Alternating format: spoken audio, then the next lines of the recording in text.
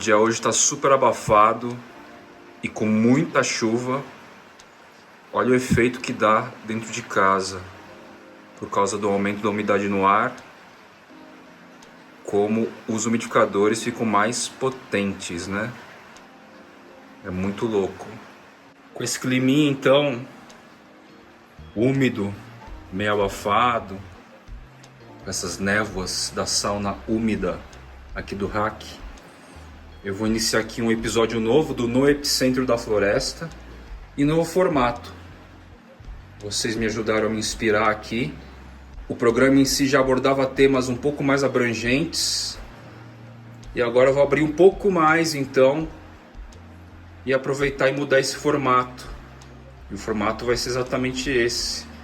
A gente vai ficar dando rolezinho aqui na minha floresta, vislumbrando algumas paisagens, alguns cenários aqui, indoor e outdoor, algumas espécies in close, e vou trazer temas diversos aí do meu interesse, de um interesse mais abrangente, social, cultural, filosófico talvez, sociológico, enfim, temas que muito me agradam e que de alguma maneira são pertinentes ao programa No Epicentro da Floresta, sem perder conceito, né?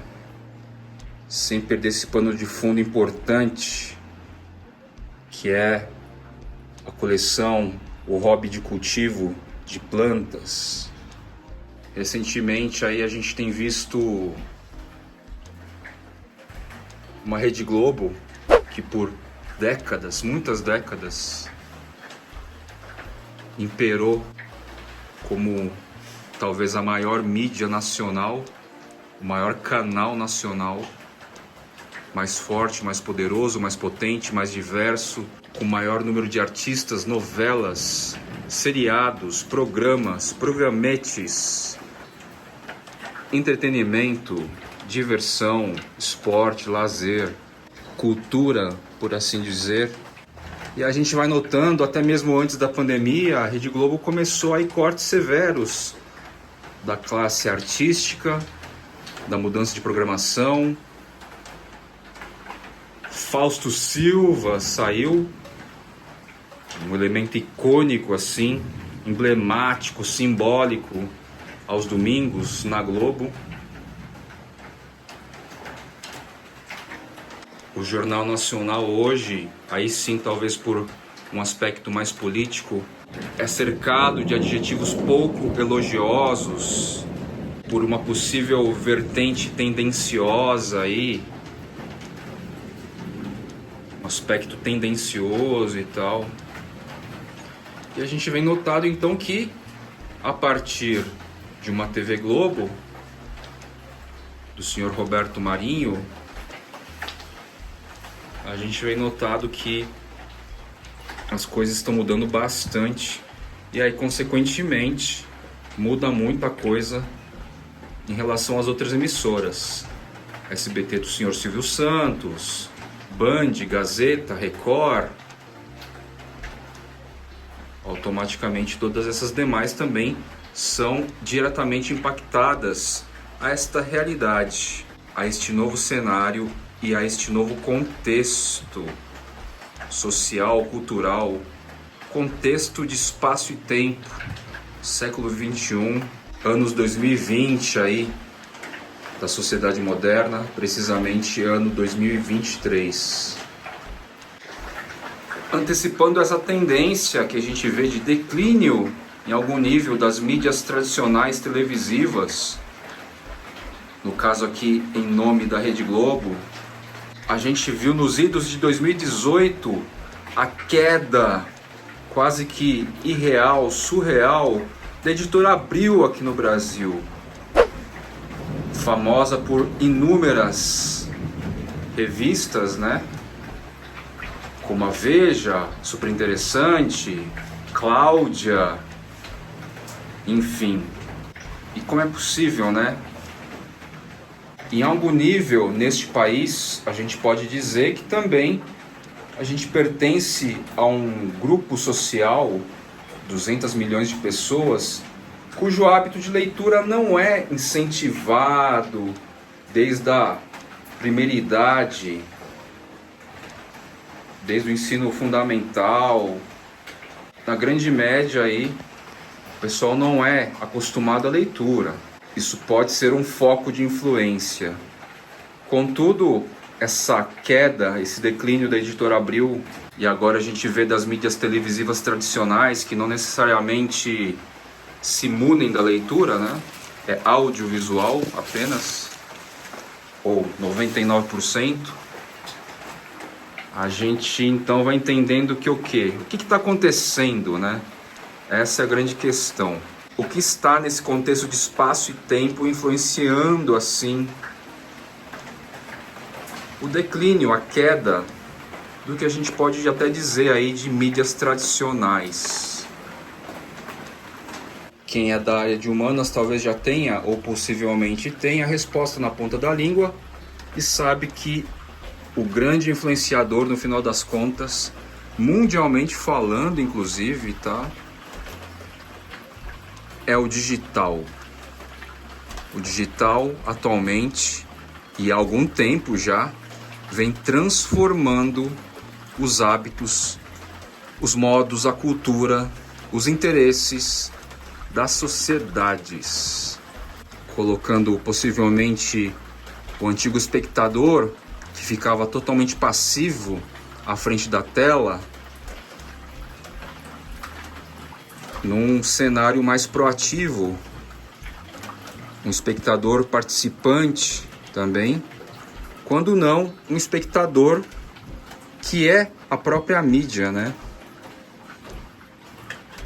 Como assim, Fly, um espectador que é a própria mídia? Ora, pessoas comuns até então, elas podem abrir suas continhas aí em Facebook, Instagram, Twitch, para quem é mais gamer, YouTube.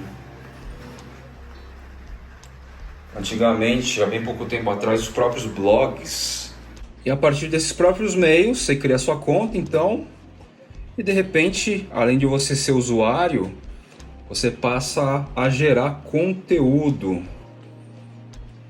E atualmente a gente pode dizer que o contexto nos apresenta aí um cenário totalmente diverso, diversificado, amplo e massivo de todos os tipos de conteúdo.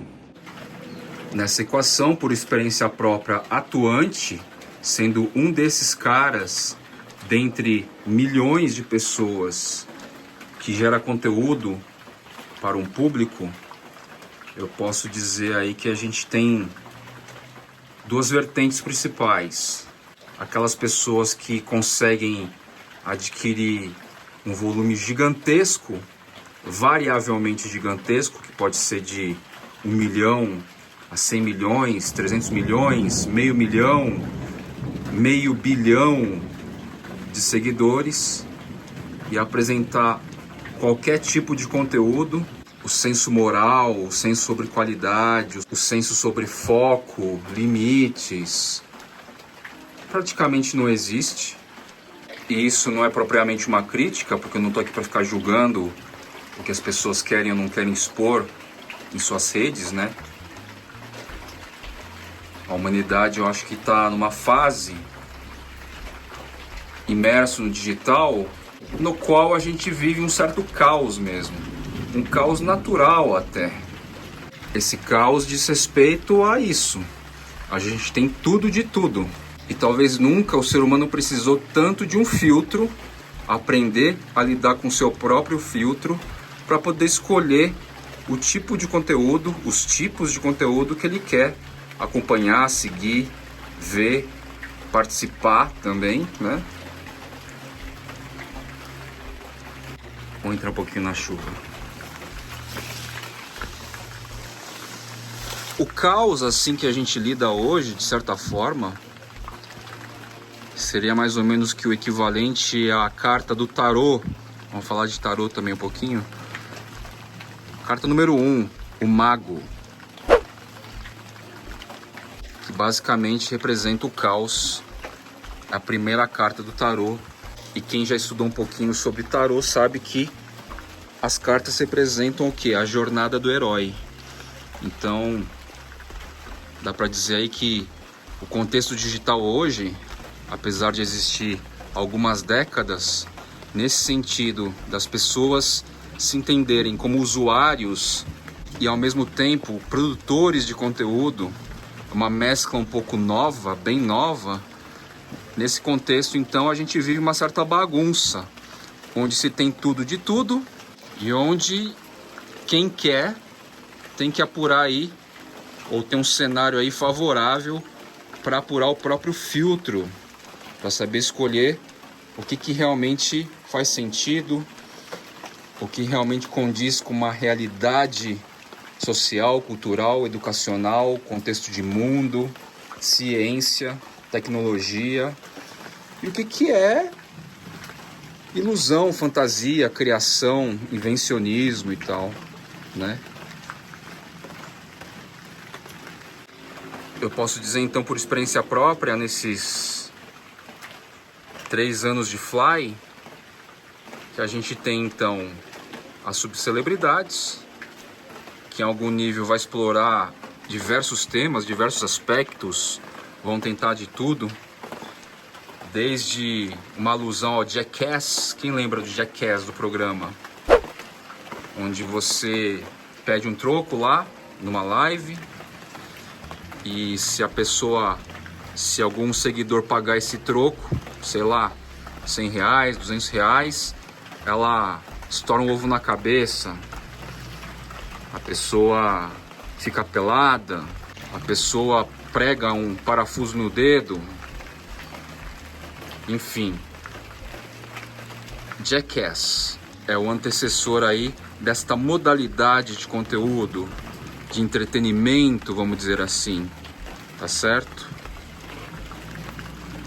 Não é nada novo, é novo no contexto digital, mas o programa Jackass já trazia um pouco desse cenário, desse contexto divertido, entre aspas, talvez, de diversão, de entretenimento.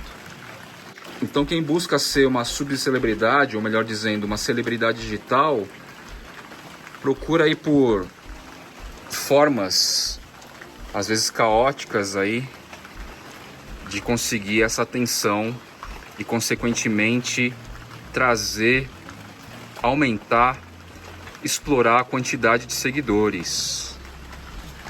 Se o cara é capaz de monetizar, se o cara é capaz de gerar relacionamento com foco e objetividade com empresas que o patrocinem, aí são outros 500, tá? Não tem correlação direta, volume de seguidor com melhores patrocínios necessariamente. E por outro lado, a gente vai ter os criadores de conteúdo digital que talvez carreguem aí em conceito, em valores, algo mais próximo da profissionalização do setor, tá? Onde você vai notar esse cenário digital em infinitos nichos, você se concentra, se foca, se objetiva sobre um nicho e manda ver, gerando criativamente aí as mais diferentes formas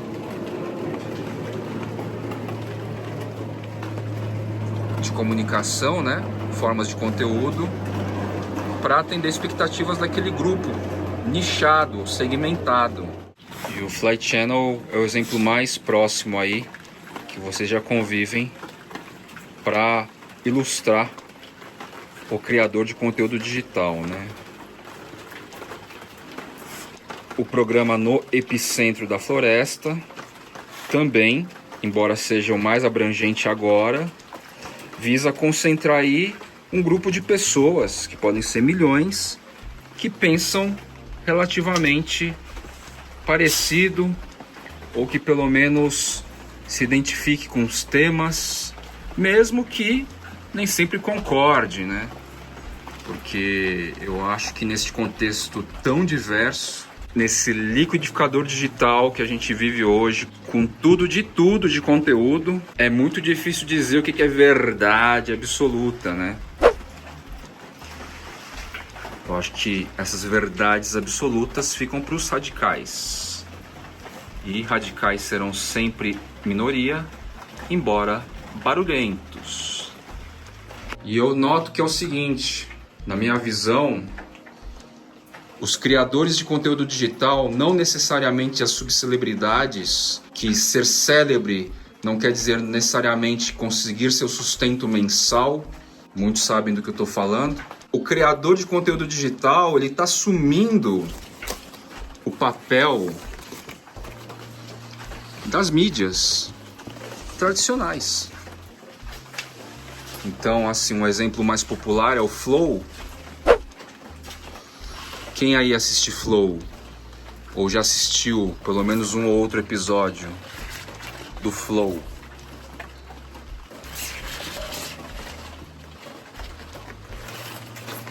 Quem aí assistiu os jogos da Copa no Casimiro, ao invés de assistir na Globo? E, não menos emblemático, para ilustrar, dezenas de pessoas nesses anos de Fly já chamaram o Fly de Flyflix, numa alusão à Netflix. Isso faz algum sentido? Espontaneamente, este termo foi criado por pessoas, não por mim. Pelo espectador ativo. Como eu digo, no digital o espectador é ativo. Eu consigo ler e entender as expressões, as demandas, as necessidades de quem assiste aos meus conteúdos, tá certo? Na minha sincera percepção de um comunicólogo no rolê das plantas, eu entendo que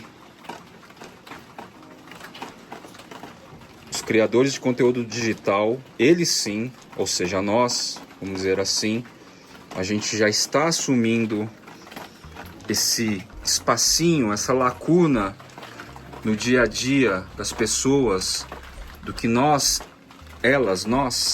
entendemos de entretenimento. Entretenimento na tela, tá? De um celular, de um desktop, de um notebook.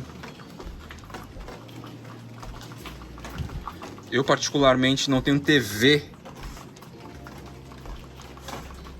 há 10 anos mais ou menos já, tá certo? Eu sou meio fora da curva, meus amigos que têm na média 45 anos, todos eles têm uma plasma, ou melhor dizendo, uma QLED agora, né? De não sei quantas mil polegadas e tal, 60 polegadas e tal. Eu me contento a assistir conteúdo digital por streaming ou por rede social, porque as mídias tradicionais também estão migrando para a rede social, né? Jornais, revistas, até mesmo mídias televisivas.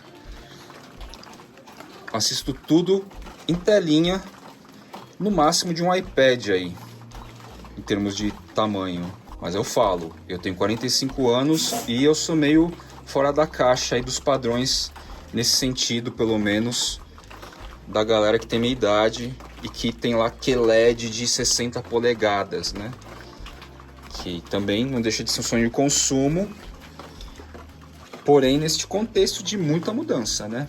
Então, Fly, deixa eu ver se eu entendi. Você está querendo dizer que os criadores de conteúdo digital, eles vão assumir o papel do entretenimento, da cultura, do relaxamento, da distração, da TV, dos programas de TV, dos artistas de TV, das coisas que rolam na TV? Sim, eu estou afirmando exatamente esse sacrilégio para alguns, talvez, essa viagem para outros, talvez, e essa realidade que já se estabelece para mais alguns. E eu sou parte desses alguns que já enxerga assim.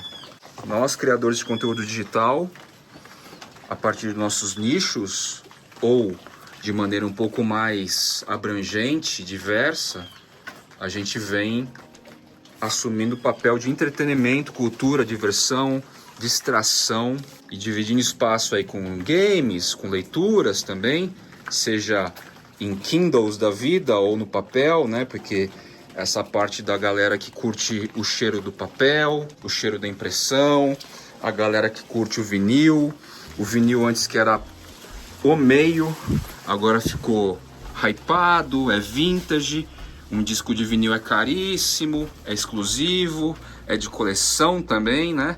E coleção sempre subentende valores mais elevados, independentemente do que se colecione. Rede Globo, as emissoras que vira e mexe lançam notícias aí de que estão segurando as pontas ou demitindo artistas, jornalistas e tal. Eles estão sendo possuídos, o espaço está sendo tomado, na verdade, por tudo isso que a gente chama de digital.